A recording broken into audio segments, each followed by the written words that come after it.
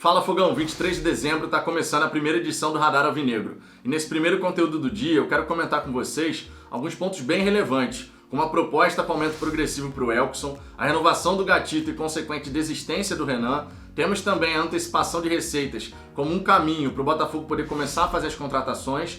E para encerrar, uma avaliação aqui a respeito da postura dos dirigentes do Botafogo e em relação à SAF. Tudo isso eu vou comentar em detalhes para vocês, só que claro, depois da vinheta.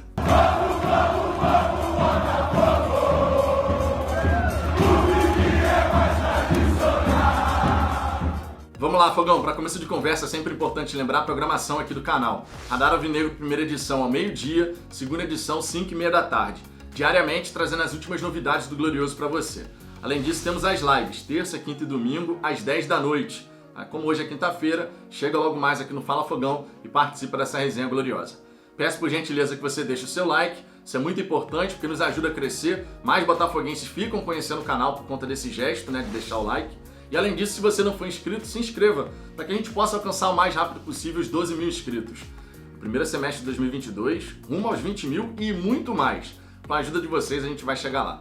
Dito isso, vamos em frente para o nosso primeiro destaque. Eu quero começar falando aqui a respeito de Gatito Fernandes.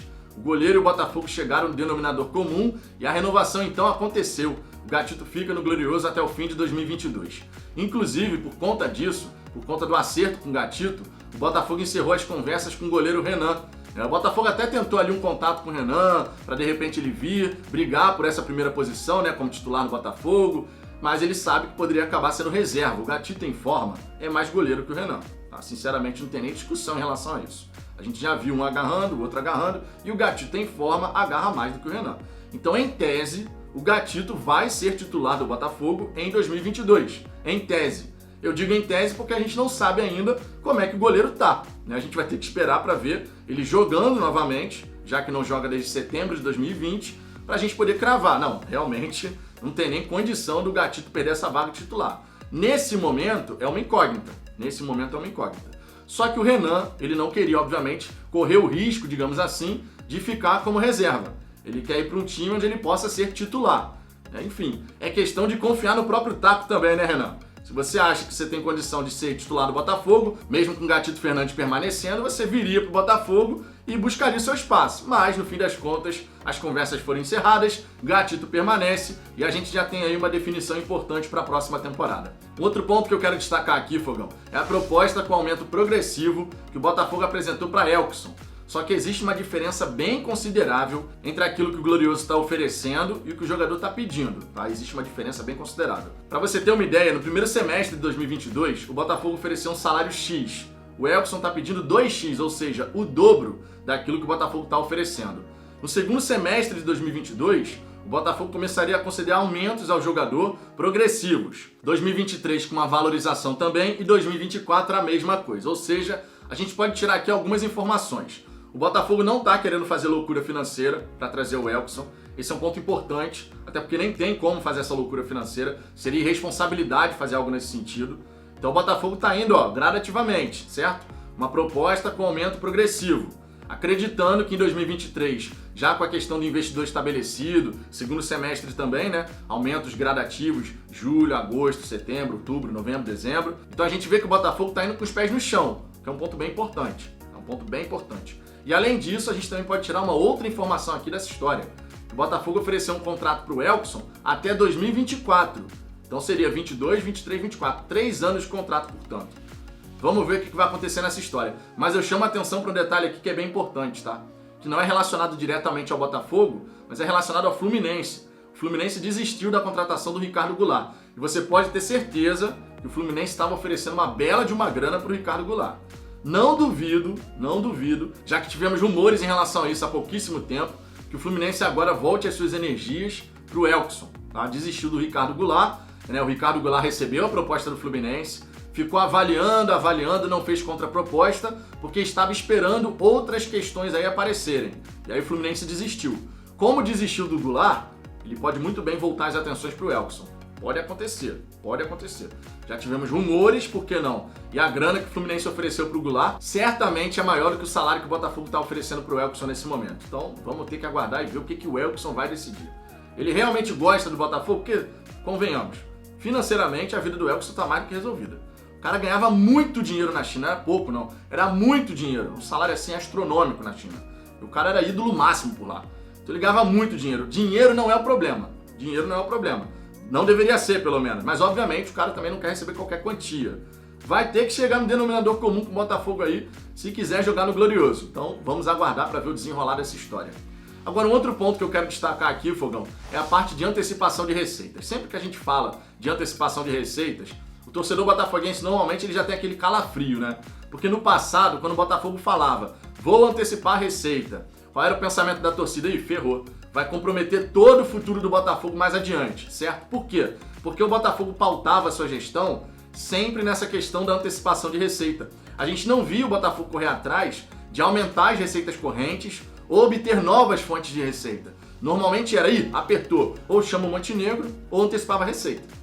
Quando você faz a antecipação de receita, você tem uma perda financeira, porque naturalmente se você está querendo receber agora um valor que você só receberia lá na frente, quem vai te adiantar esse valor vai tentar um benefício também. Então você vai ter um desconto naquele valor que você vai receber. Para você entender de modo geral, se o Botafogo tem a receber R$1 milhão, mas está antecipando isso, eu receberia 1 milhão em junho, mas vou antecipar agora para janeiro. O que vai acontecer? Vai ter uma taxa de desconto de 12%, de 15%, de 20%, depende da negociação. Então o Botafogo não recebe esse 1 milhão. Ele teria direito a receber 1 milhão mais à frente, lá em junho, se esperasse até junho. Mas como não vai esperar, vai receber, sei lá, 800 mil, 850 mil no valor presente agora. Então esse é um ponto importante. Toda antecipação de receita gera perda financeira. É uma questão normal da operação que é realizada. Só que o grande X da questão para o Botafogo nunca foi a antecipação de receita. Esse nunca foi o grande problema. Porque antecipação de receita é uma operação comum no ambiente empresarial para que você possa fazer uma adequação de fluxo de caixa. Eu tenho um valor a receber, só que eu tenho contas a pagar agora, no presente. Então, para poder equilibrar meu caixa, eu antecipo receita que eu tenho direito a receber mais adiante. Então, essa é uma operação comum no ambiente empresarial. Só que agora a gente vê o Botafogo buscando novas fontes de receita. A gente já conseguiu 3 novos patrocinadores, Arpia Proteção Veicular, STX e Estrela Bet. Temos agora a questão do novo fornecedor de material esportivo, que também vai entrar dinheiro. Então o Botafogo a gente vê que está buscando fazer novas receitas, está buscando fechar novos patrocínios e tal. Esse é um ponto importante, porque quando você consegue fechar dinheiro novo, quando você traz dinheiro novo, você faz a antecipação, mas você equilibra no fim das contas. Agora, quando você só fica fazendo antecipação, aí fica realmente complicado. E o Botafogo antigamente a gente sabia, fazia muito isso, né? Os valores de patrocínio que chegavam eram ridículos, irrisórios. E agora o Botafogo busca valorizar a marca. Então isso é um ponto importante. Então o X da questão não é a antecipação, mas nesse momento é uma necessidade urgente, porque a gente tem que montar o elenco, a gente tem que contratar, garantir a permanência de alguns jogadores, para poder ter um time no começo da temporada de 2022, né? Justamente para poder fazer isso. Então é uma necessidade urgente do Botafogo ter dinheiro no presente para poder contratar e fazer o planejamento andar. Isso aqui é um ponto bem relevante. A outra alternativa que o Botafogo teria em relação a essa questão de planejamento seria fechar com o investidor, tá? Para a SAF, e esse investidor fazer um aporte inicial para a montagem do elenco no começo da temporada. Sempre lembrando que agora a gente tem a janela de transferências da CBF, que é uma exigência da FIFA. De 19 de janeiro a 12 de abril é a primeira janela. Então o Botafogo tem esse período para contratar e inscrever atletas. E depois, 18 de julho a 15 de agosto. Já tendo passado aí 3 meses do Campeonato Brasileiro. Então realmente, muito tempo de disputa. Não dá pra gente ficar esperando até lá. Economicamente, seria mais interessante pro Botafogo esperar justamente a segunda janela. Mas esportivamente, é um tiro no pé. Esportivamente é um tiro no pé. Imagina você, 3 meses já de Campeonato Brasileiro tendo passado e você vai depois começar a contratar. Vai dar problema, né? Pra não falar outra coisa. Vai dar problema. Um último ponto que eu quero abordar aqui, Fogão, é justamente a postura dos dirigentes do Botafogo, postura correta quando o assunto é SAF. Sempre que os dirigentes botafoguenses estão sendo questionados a respeito da SAF, e aqui eu tô falando do Césio Melo e do Jorge Braga especialmente, eles dão a resposta que tem que dar, mas sem ficar fazendo promessas para o torcedor botafoguense. O próprio Jorge Braga já deu uma declaração, dizendo que a torcida botafoguense não aguenta mais essa história de promessa. A gente quer ver a coisa acontecendo. Então, nesse momento, cada declaração dada em relação a SAF, investidor, cada declaração tem que ser muito bem pensada. Não dá para ficar prometendo prazo, por exemplo, e a coisa não acontecer.